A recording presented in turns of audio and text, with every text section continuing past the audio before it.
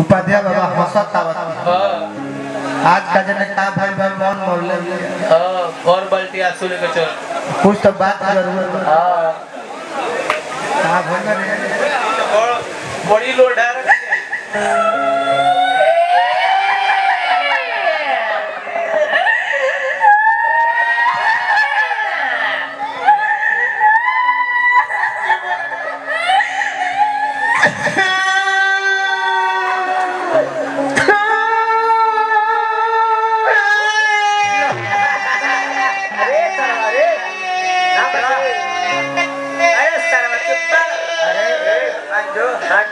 कुछ कौन देख कह रो लगे रवा कह रो हम तो रोत की रोत तो हम रवा के देख के न रोते नहीं ए सर हम मुआ तन कैमरा के देख करो हरिम जी रो जावे तो हंसत आवे आज रोत होता का बोलो बोल तो बोला अबे सरवा के रोका भाई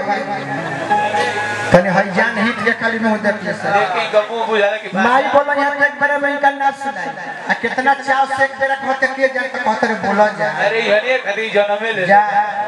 ये राजकुमार से जगह द्वार पर बारन तो बड़ा मार देते जा हां पट्टी के पुटपुरा था फूट जाए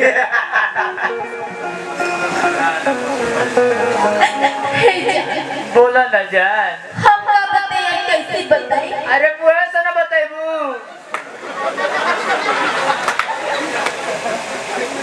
हमरे से कहल नहीं खींचा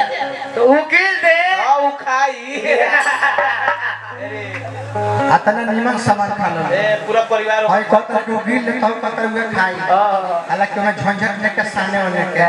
तने नींबू गारा तक जलजीरा मार के खींच दो पर हां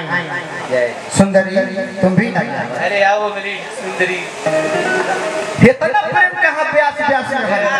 बहुत प्रेम गोपाल भैया कहता है कि दुइयो गो गीत गौल हल लेकिन समय बेसी खींचल हां एगो कलाकार आमंत्रित कइल बा और हमार जगह पर दोसर के रही तो अपने गाय लेकिन हम कहनी कि ना भाई हमारा आई बारे तुम के दोनों भाई मिल के गाय बाप तब कब एहू से बड़ प्रेम होला भाई भरत है ना ना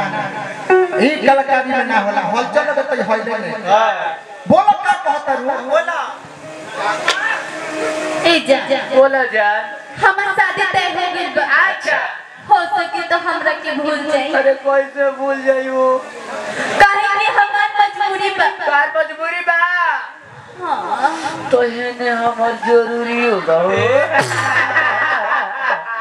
अरे ना जरूरी बा हां मलिका एक बज गइल का बज गइल का 12:30 से बेरा ऊपर बार तो 12:30 से ऊपर भई तिनका दू चार चप्पल के जरूरी हो जाए ये अपन थोड़ा की बतावले पानी ना रह हां हां बुलाई लोड़े का जा जा आज हम जान हां कि तू जितना बात बतियोले बारू हां सब झूठ बोलले बारू अच्छा जब प्यार कइले बारू हां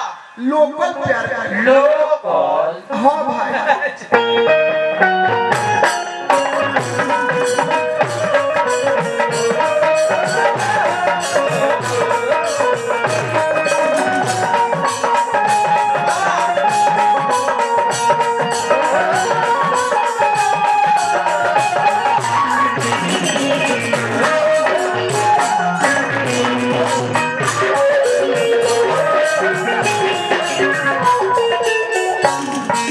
तारे के खाली में हजार खाली कॉल कर ओले तेला तेल तो मन नजर से दूर काहे नहीं कर चल जा तारे के जब देखा तो हमारे एक चुवा खून जड़ जाता है ऐसा मत करो खून मत जरा हो जाए जल्दी हम दुआरी पर चल जा ना तो अपन भाई के बोला के है पता पता तू का को देबे अपना भाई के बोलवा के का कर देबे बात तुरवा देबे जा कोई सब तू हमारा संग खेल कोई लुटे छोड़ के तू जा हम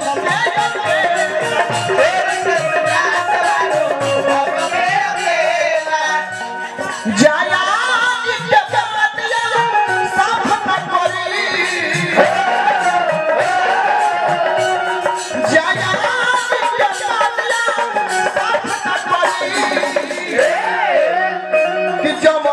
पहले बार प्यार में तू पा दिल को माफ ना